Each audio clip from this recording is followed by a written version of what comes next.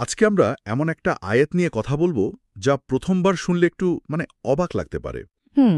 একটা আইন যা দেখতে গেলে প্রতিশোধের কথা বলছে, হুম। কিন্তু তার ভেতরেই নাকি জীবনের কথা বলা আছে। চলুন এই আপাত বিরোধাভাসী ধারণার গভীরে যাই আর এর পেছনের দর্শনটা কি তা বোঝার চেষ্টা করি। বিষয়টা সত্যি ভাবার মতো। আয়াতটি হল সূরা আল বাকারা, আয়াত 179। আমি তেলাওয়াত করছি। অবশ্যই। ওয়ালাকুম ফিল কিসাসে হায়াতুন ইয়া উলিল আলবাব লাআল্লাকুম তাত্তাকুন। এর বাংলা অনুবাদটা যদি আমরা দেখি, আর কিসাস বা প্রতিশোধমূলক আইনে তোমাদের জন্য রয়েছে জীবন, হে বোধসম্পন্ন লোকেরা, যাতে তোমরা সাবধান হতে পারো। হুম। এখানেই তো আমার মূল প্রশ্নটা। হুম। প্রতিশোধের মতো একটা কঠোর আইনে কিভাবে জীবন থাকতে পারে? এটা তো জীবনের বিনাশ ঘটায় বলেই আমাদের সাধারণ ধারণা। এই প্রশ্নের উত্তরটা পেতে হলে আমাদের একটু পেছনের প্রেক্ষাপটটা বুঝতে হবে। এই আয়াতটা যখন নাজিল হয় তখনকার আরবের অবস্থাটা কেমন ছিল। আচ্ছা। জাহিলিয়াত বা অজ্ঞতার যুগে আরবে প্রতিশোধের কোনো সীমা ছিল না।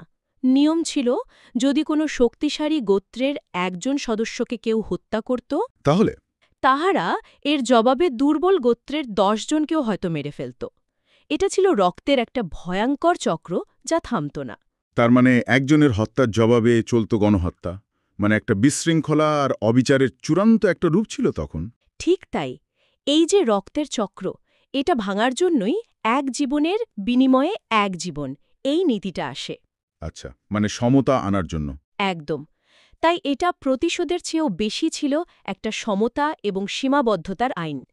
এর মূল উদ্দেশ্য ছিল নির্বিচার হত্যাকাণ্ড থামানো, আর এর মাধ্যমে অগণিত মানুষের জীবন রক্ষা করা। ওহ, এখন বুঝতে পারছি। এই কারণেই বলা হচ্ছে, আইনের এই কঠোরতার ভেতরেই আসলে জীবন লুকিয়ে আছে। তার ফোকাসটা ব্যক্তিগত প্রতিশোধের ওপর নয়, বরং ভবিষ্যতে অসংখ্য জীবন বাঁচানোর ওপর। এটা তো পুরো দৃষ্টিভঙ্গিটাই বদলে দেয়। এখানেই তো বিষয়টা আসলেই আকর্ষণীয় হয়ে ওঠে। এই প্রতিরোধ ব্যবস্থাটা ঠিক কিভাবে কাজ করে? এর মূল ভিত্তি হল একটা মনস্তাত্ত্বিক এবং সামাজিক ধারণা। এটাকে আধুনিক অপরাধ বিজ্ঞানে বলা হয় ডিটোরেন্স এফেক্ট বা নিবৃত্তিমূলক প্রভাব। Deterrence effect? হ্যাঁ, যখন একজন সম্ভাব্য হত্যাকারী জানে যে হত্যার শাস্তি ও মৃত্যুদণ্ড, তখন শাস্তির যে চরম পরিণতি, সেটার ভয়ে সে অপরাধ থেকে বিরত থাকে।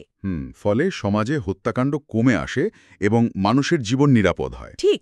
কিন্তু এখানে একটা প্রশ্ন আসে, ধরুন ট্রাফিক আইন ভাঙলে জরিমানার ভয় হয়তো কাজ করে, কিন্তু হত্যার মতো একটা অপরাধের মনস্তত্ত্ব কি তার চেয়ে অনেক বেশি জটিল নয়? অবশ্যই। একজন যে প্রচণ্ড রাগের মাথায় খুন করছে, সে কি আদৌ সেই মুহূর্তে শাস্তির কথা ভাবার সুযোগ পায়? খুবই গুরুত্বপূর্ণ একটা প্রশ্ন। আর আধুনিক অপরাধবিজ্ঞানেও এই ডিটারেন্স এফেক্ট নিয়ে অনেক বিতর্ক আছে। তাই? হ্যাঁ, কিছু গবেষণা বলে যে মৃত্যুদণ্ডের ভয় সবসময় হত্যাকারীকে থামায় না।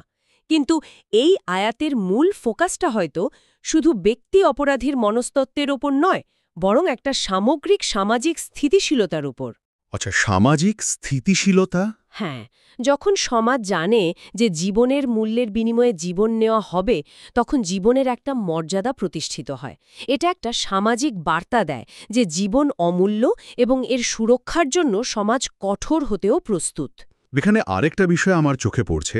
আয়াতটিতে বিশেষভাবে হে বোধ সম্পন্ন লোকেরা বা ইয়া উলিল আলবাব বলে কাদেরকে বলা হচ্ছে? এর কি কোনো বিশেষ তাৎপর্য আছে?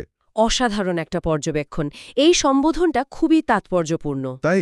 এর মানে হল, এই আইনটা শুধু অন্ধভাবে অনুসরণ করার জন্য নয়, এটা তাদের জন্য যারা এর পেছনের গভীর প্রজ্ঞা আর দূরদৃষ্টিটা ধরতে পারে। আচ্ছা। উলিল আলবাব হলেন তারাই যারা আবেগের ওপরে উঠে যুক্তির মাধ্যমে বুঝতে পারেন যে একটা কঠোর আইনের আপাত নিষ্ঠুরতার পেছনে আসলে বৃহত্তর মানবকল্যাণ আর জীবন রক্ষার উদ্দেশ্য লুকিয়ে আছে। এটা আসলে ইন্টেলেক্ট বা প্রজ্ঞার প্রতি একটা আহ্বান। অর্থাৎ আইনটি কেবল ভয়ের ওপর ভিত্তি করে নয়, বরং বোঝার ওপর ভিত্তি করে তৈরি। একদম। মূল শিক্ষা হল, ন্যায় বিচার ছাড়া সমাজে শান্তি প্রতিষ্ঠা সম্ভব নয়, আর আইনের প্রয়োগ ছাড়া ন্যায় বিচার অর্থহীন। এই আয়াতটি মানব জীবনের মূল্য আর মর্যাদা ঘোষণা করে। এটি অপরাধ কমানোর জন্য একটা নিবৃত্তিমূলক, আবার একই সাথে রহমতমূলক একটা বিধান, কারণ এটা বৃহত্তর সমাজকে রক্তপাত থেকে রক্ষা করছে। তাহলে পুরো আলোচনাটা যদি আমরা গুছিয়ে আনি, কিসাস আইনটি আসলে প্রতিশোধের কোনো বর্বর প্রথা নয়, না, একদমই না। বরং জীবন রক্ষার জন্য একটা সুচিন্তিত সামাজিক এবং আইনি ব্যবস্থা। এটা আমাদের শেখায় যে সমাজে শৃঙ্খলা আর ন্যায়বিচারই মানুষের জীবনের নিরাপত্তা নিশ্চিত করে। ঠিক তাই। এই আলোচনাটা শেষে একটা বড় প্রশ্ন রেখে যায়। আয়াতটি অপরাধ প্রতিরোধের কথা বলছে। আজকের এই জটিল পৃথিবীতে একটা সত্যিকারের ন্যায়সঙ্গত এবং কার্যকর প্রতিরোধ ব্যবস্থা কেমন হওয়া উচিত, যেখানে কঠোর ন্যায় আর মানবিক করুণার মধ্যে একটা নিখুঁত ভারসাম্য রক্ষা করা যায়।